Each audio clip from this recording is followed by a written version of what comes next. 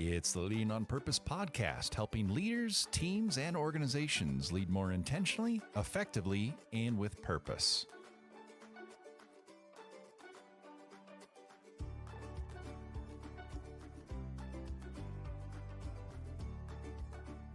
Well, welcome to today's episode. I'm really excited about today's episode because today I get to welcome for the first time ever a co-host.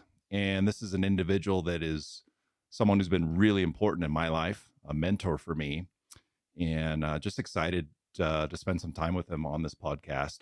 And it's Doug Waltman. Doug, thank you so much for agreeing to join me and co-host the Leading on Purpose podcast. John, thanks for the invitation. Good to be with you, and Happy New Year to you. It's good to be here. Happy New Year to you as well. One of the things I wanted to do is just get you introduced to our Leading on Purpose audience. And while I said earlier, you've been a mentor for me, someone who's spent a number of years in the consulting space, like me, a leadership nerd, I would say, someone who has continued to study leadership. But if you could, maybe just a few minutes on your background and why leadership maybe is so interesting to you. Yeah. My career's been kind of two separate chapters, a 25-year corporate chapter, and then the last 15 years with my own consulting practice. And for whatever reason, when I was in my undergraduate studies, the topic of leadership just really struck a chord for me. I was interested in it. And so for those 25 years in a variety of organizations, industries, I really focused my efforts on leadership development, other human resource disciplines. But I just have the belief that the quality of leadership that's inside an organization just makes all the difference in the world in terms of performance. And during the 25 years, I had the opportunity to take on more and more responsibility. In my last 2 years, I was on the executive team of two publicly traded companies, H&R Block as their chief people officer, and then also with Applebee's, heading up a variety of their disciplines. And I got to the point where it's like, I want to go out on my own and make a difference even broader within organizations. So that's what I've done the last 15 years, and have just really enjoyed that work a great deal.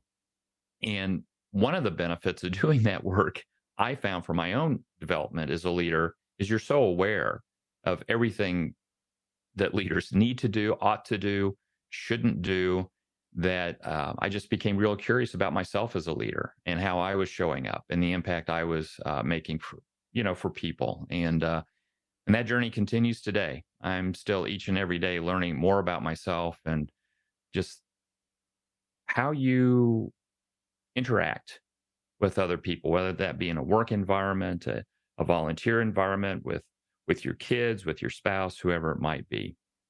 So, that's my journey in a nutshell.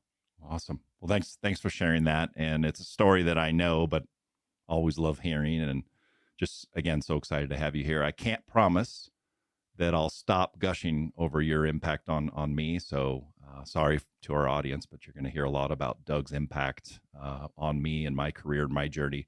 A lot of the reasons behind why I'm doing what I'm doing currently as a consultant have to do with you. So thank you for that, sir. Thank you, John. Great. Well, today's topic, as we kind of explored different things we could, talk about together, a lot of topics came to the top of the list.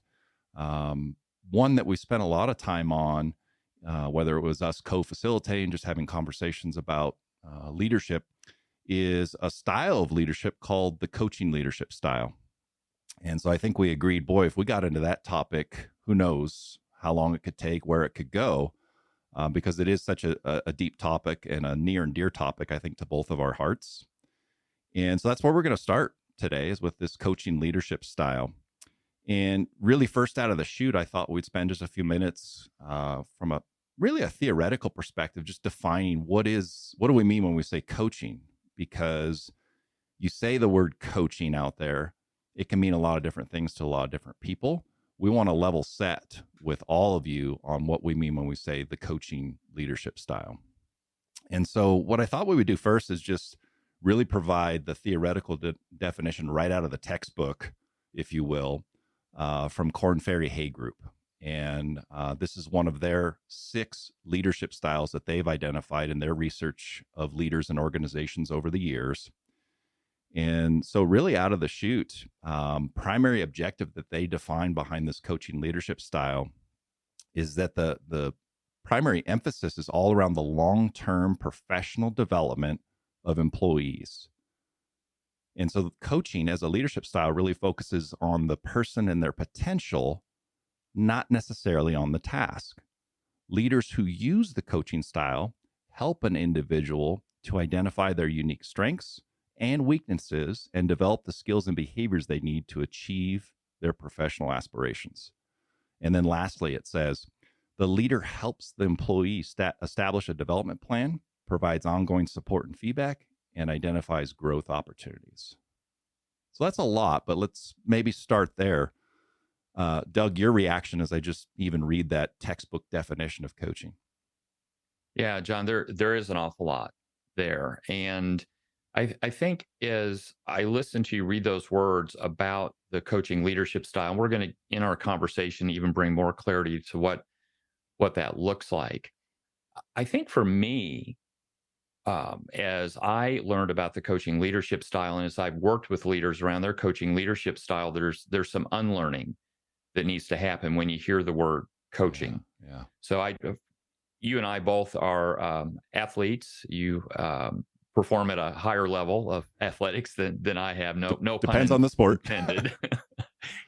And so when I first heard about the coaching leadership style, and before I heard that definition, my mind automatically went to coaches that I've experienced, athletic coaches. And a lot of times when I ask people, what do you think of when you think of coaching? They go to the world of sports and say, well, what do coaches do? And so often their response is, well, they tell people what to do, what play to run, where to be, what skills to develop. And in many ways, the definition that you just shared to me almost turns the traditional view of coaching upside down, because it isn't about the coach or the leader. It is about the person receiving the coaching, their development, their needs, their relationship to the issue that they're dealing with. So it's such a impactful way to engage with folks. But I have found from my own experience in working with other leaders, you have to be really open to rethinking how you view coaching and how you view your relationship and the impact that you have with people when you're actually coaching them. Yeah, completely agree. And one of the things I've talked a lot about, both in my consulting work and a few times, I think, over the course of podcast episodes, is the importance as a leader to be mindful of the potential gap between intent and impact, or intent and perception. And coaching is one of those interesting situations where I think you make a great point around it's about the impact on the person. And you could tell yourself, well, that was a coaching interaction. But if the person walked away feeling directed or feeling like you were just telling me what to do, what play to run, that wasn't actually a coaching experience for me.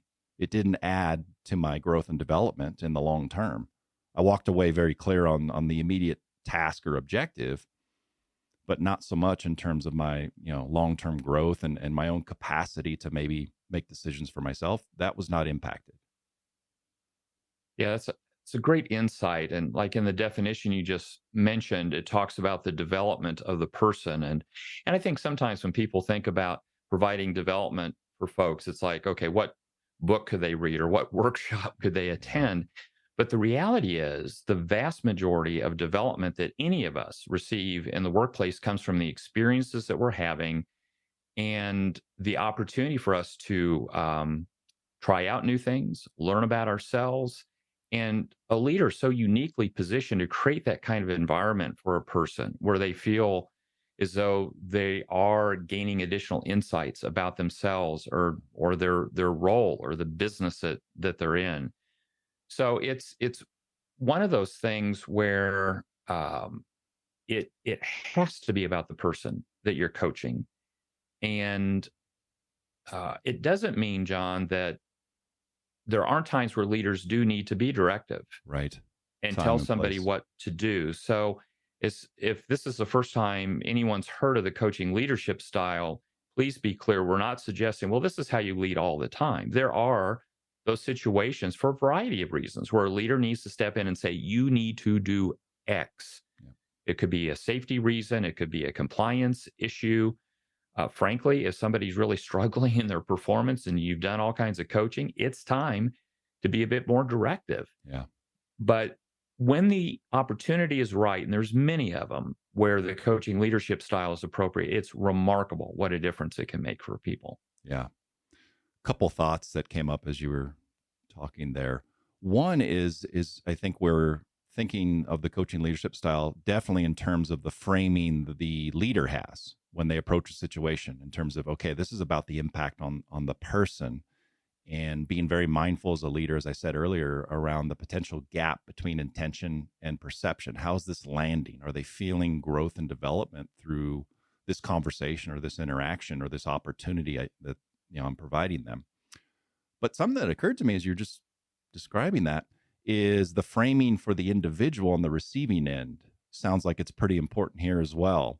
Meaning, how do I view development for myself? Because I think the myth of where development comes from is on both sides of this coin, the leader and the member of the team.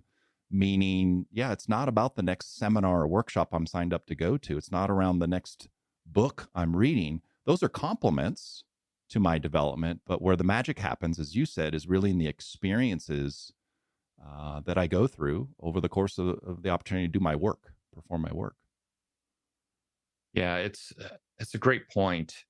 I, I remember early on in my career, so this would have been many years ago. I haven't thought about this in a long, long time. I remember having my annual performance review, and part of that was, development for this next year. And I expressed my concern that I hadn't really been provided a lot of development opportunities. I remember my leader asking, "What do you mean?" I said, "Well, I was supposed to go to a conference this year, I think, and it got canceled. And maybe I went to one workshop, and I was really hoping I would get more."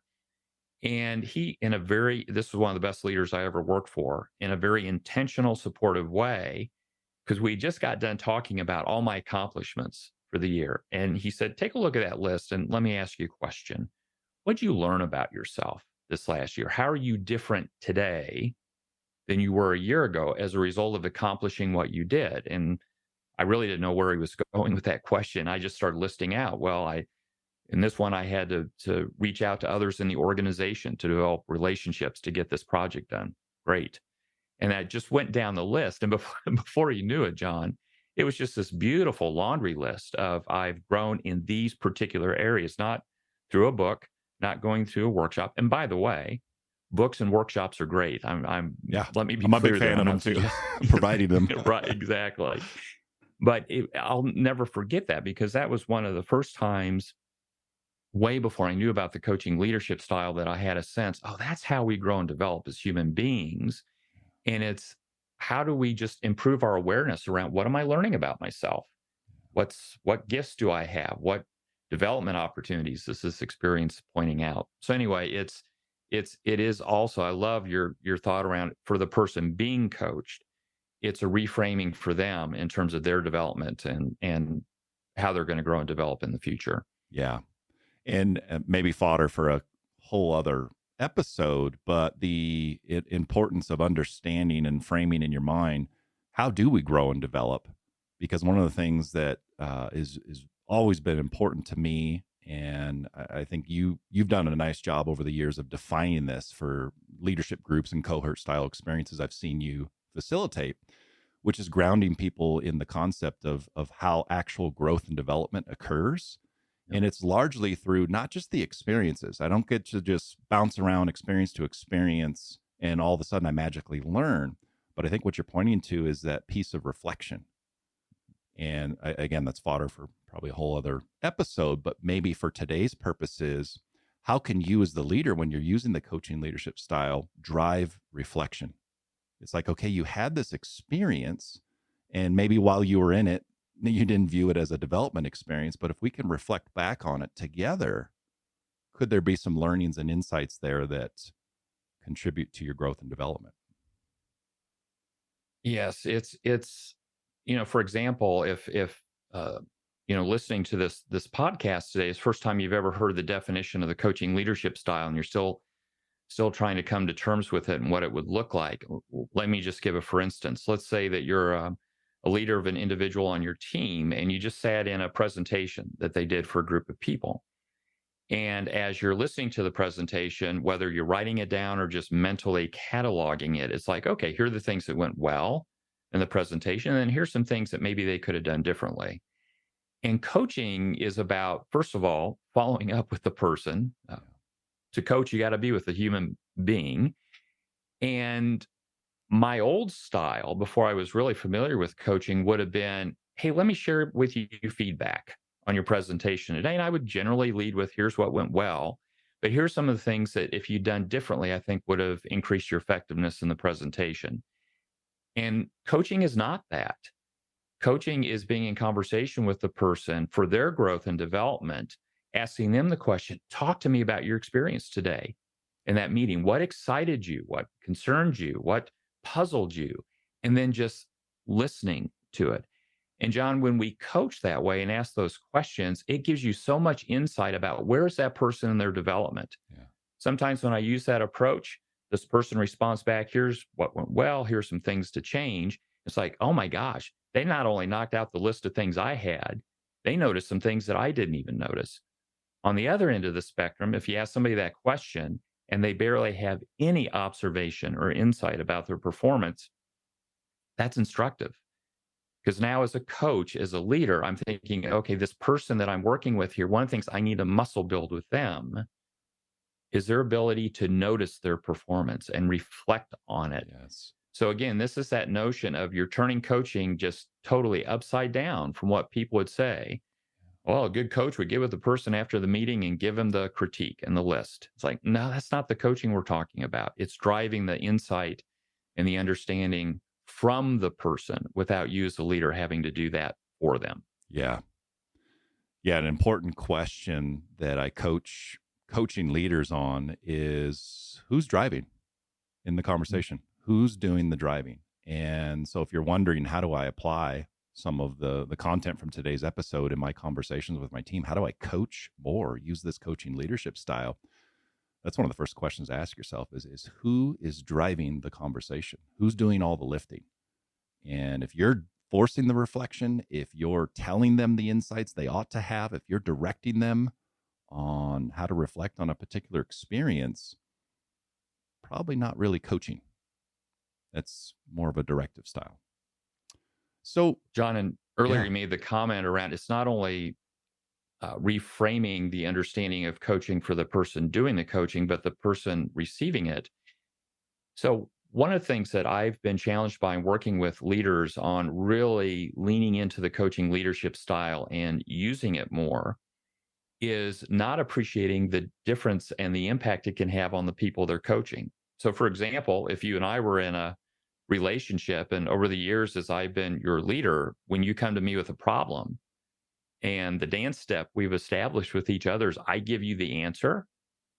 And then all of a sudden you come into my office with a problem and I'm like, well, I've learned about this coaching leadership style. I think I need to have John reflect on this and own it. And instead of giving you an answer, I go, John, what do you think about this? Well, that's confusing. Yeah. It's shocking. It's like, I'm not used to doing that. Yep. And so as you lean into this coaching leadership style, if you really start thinking about your relationships with folks, is to understand not only can this be a new way for you to lead them, but it's a new way for them to experience your leadership. Yeah. And just being patient with that process for yourself and for the people that you're leading, because it is a very different way of being engaged with each other many times in the workplace. Yeah, it's such an important piece here around if you're going to shift some of your behaviors as a leader, making sure that the experience doesn't feel like you're pulling the rug out from underneath what the team has grown accustomed to. And you mentioned the words dance step. It is a dance step. And so if what I'm used to is I come into your office and you just give me the answers all the time, I'm not going to walk into this, different coaching conversation with open arms necessarily, because maybe I like the old way. Maybe the old way was even not only easy for you as the leader to just tell me what to do, but easier for me.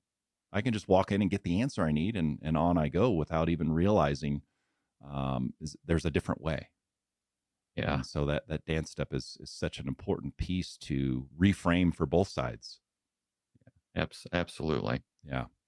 So maybe as a last piece here, as we talk about the theoretical definition of coaching, let's spend a couple minutes on why focus on coaching. It sounds good, it feels good, as we're describing it, but from a theoretical perspective, the impact it has on climate is one of the reasons we're going to spend so much time on this particular style, because according to the Korn Ferry Hay Group theory, coaching, out of the 6 styles that they define, one of the most, if not the most powerful leadership style in terms of its impact on what they define as climate, or the working environment people experience in their jobs. Coaching is really, in most situations, and I think it's important what you said, Doug, earlier around not every situation is a coaching leadership style situation. There's a time and place for every single one of the 6 styles.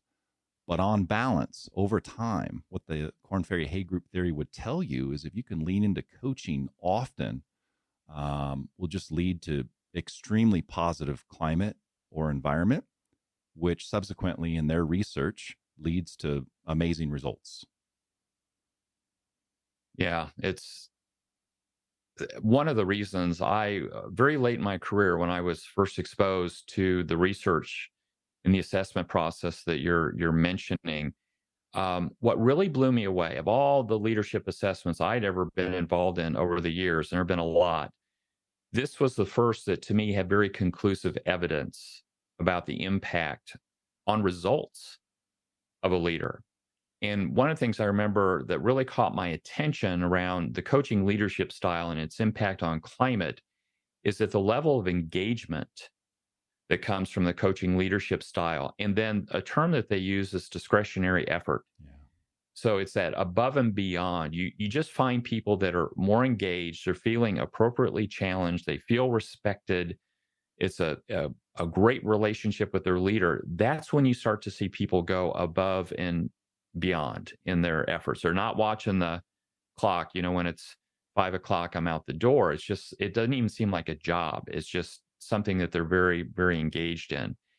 So it has a huge impact on organizational results. We're not talking about it today because it's a nice thing to do for people. I do believe it's a nice Yeah, thing to it do for happens to be. people because it develops them, but it's about bottom line results, and bottom line results that are repeatable. Because once you use this style, you're developing the inherent talents of the people that you're leading so that they can just continue to improve and improve upon the results. So, as you mentioned, the evidence suggests it is one of the, if not the most powerful leadership style there is to drive results inside an organization. Yeah. Yeah. And so you mentioned the impact it has on that discretionary effort. I think one of the main benefits from a theory and an observational perspective is the dependency that the coaching leadership style can alleviate. It's a lifting of a potential burden and a dependency on the leader to have all the answers, to provide the what to do at every twist and turn of the work being performed. It's about building that long-term capacity for the team to be able to think for themselves and be inspired and motivated to come in and do their best work, not just the bare minimum. And to your point, not sitting there watching the clock. Yeah. Yeah. So Yeah. with that, and we kind of splashed this a little bit already, but tell me about your first encounters with the coaching leadership style, maybe, from multiple perspectives. One, as a leader yourself, either on the receiving end or coming to terms with your own style as a leader. And then definitely as a practitioner, student of leadership. Well, in a way, John, I was hoping you weren't going to ask that question because the story that goes with it is a little bit embarrassing. So I mentioned the assessment process I went through, the Korn Ferry Hay Group assessment process. And it was myself and several other leaders. We were on the executive team at Applebee's. And so this was my last corporate gig. I've been leading teams of people for quite some time with, pretty favorable results and had received the requisite promotions and acknowledgement, different organizations I've been in. So it's like, yeah, I think I'm a pretty good leader. So I completed this assessment and I got my results. And it was how do I describe the process?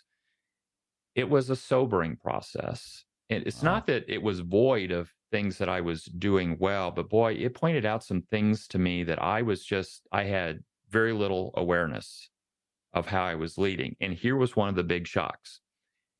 In this assessment process, when you complete it, you evaluate yourself, Right. which is really a reflection on how you believe you lead people Yeah. and interact with people. And then you get the feedback from your team. Here's the actual leadership styles that they experience from you. And I'll never forget, my self assessment came back saying, man, I am a rock star when it comes to the use of this coaching leadership style. And the feedback I got from my people is, not so much. Yeah. And I remember getting those results in a workshop, and we were all getting our results at the same time. And it was a gut punch. I mean, I had a visceral emotional reaction to it. One, I was surprised. Two, I was disappointed I didn't have more awareness about it. And three, I almost felt like I need to run out of the room and go apologize to my Wow. team because I just had no idea.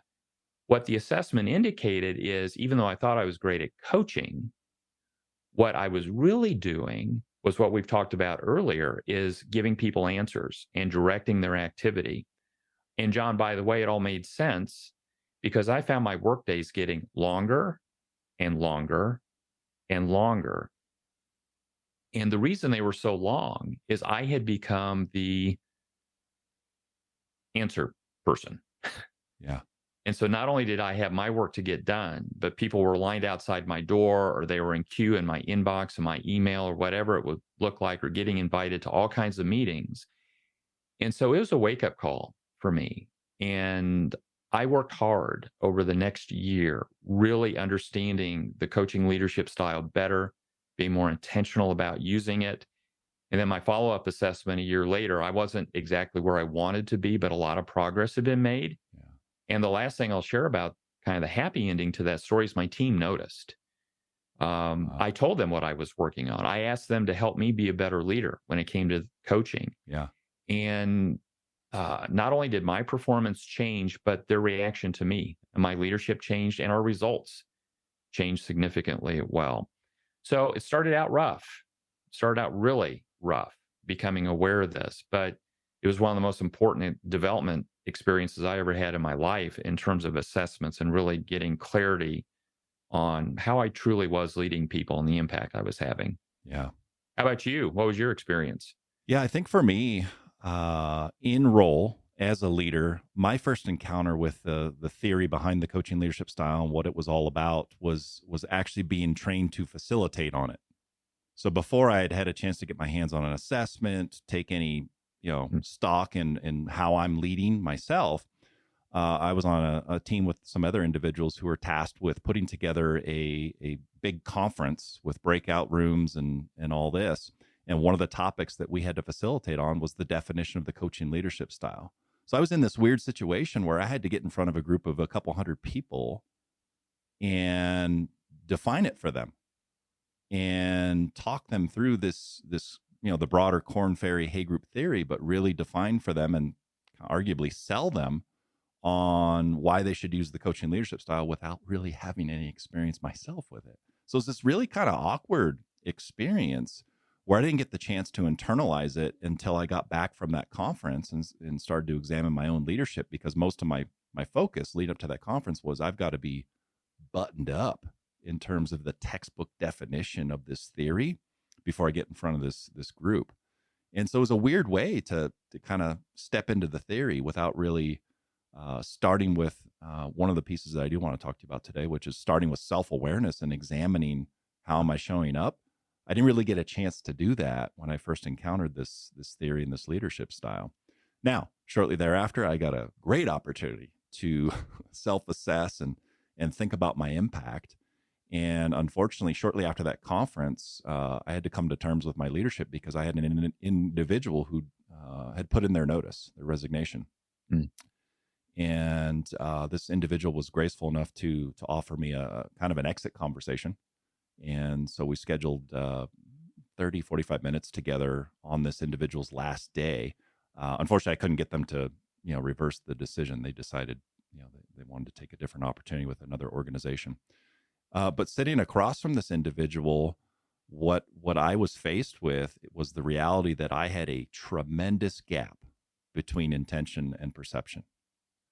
And what this individual, because as I had facilitated the theory at that conference and thought about it, in my mind, I'm like, I think I do some of this. I think I'm a coach. I use the coaching leadership style. I learned very quickly in this interaction, this exit conversation, that that's not how I was being perceived, not how I was showing up. And the main feedback that was shared is this person said, myself and the rest of the team really feel like it's all about you. It's all about your achievements, and we're just kind of cogs in your wheel. And it hit me like a ton of bricks. And it wasn't an assessment report. This is, direct face-to-face feedback. And so it hit me hard. I had to think about that for a long time because I had never really before that time thought as much as I should have around the gap between intention and perception. And I think it's very easy as a young leader coming up the ranks to give yourself too much credit for your intent. And you get up in the morning, well, it's the thought that counts. And you don't really spend as much time maybe as you should on how's it landing with people? Is it resonating? Is it working? Is it contributing to their best work? Or am I actually holding them back? And in this instance, I really learned very clearly from this individual that I was holding back his best work and probably the best work of the rest of the team. And then that led to an even deeper, darker hole as I examined, shoot, I've been leading this way for quite some time. How many other people over the years have maybe felt that way? So it was this deep look into the rearview mirror, realizing that I'm not at all the leader, much less the coaching leader that maybe I thought I was. And so it was less clinical because there wasn't really an assessment tool to back it up. It was this very qualitative face-to-face interaction that forced me to come to terms with it. And maybe similar to your story, it did force a 180 in terms of my behaviors. And so that was an interesting process in and of itself because I was guilty of shifting so quickly that it wasn't believable. I wanted to adopt some of these coaching mindsets and behaviors so rapidly that it shook things up a little too fast for the team. And that's kind of a story for another day. But that was my first encounter with the coaching leadership style. Oh. A really interesting experience. Well, that does it for part one of my conversation and this episode on defining the coaching leadership style with Doug Waltman. Stay tuned for part two of that conversation. And as always, thanks for tuning in. Don't forget to like and subscribe.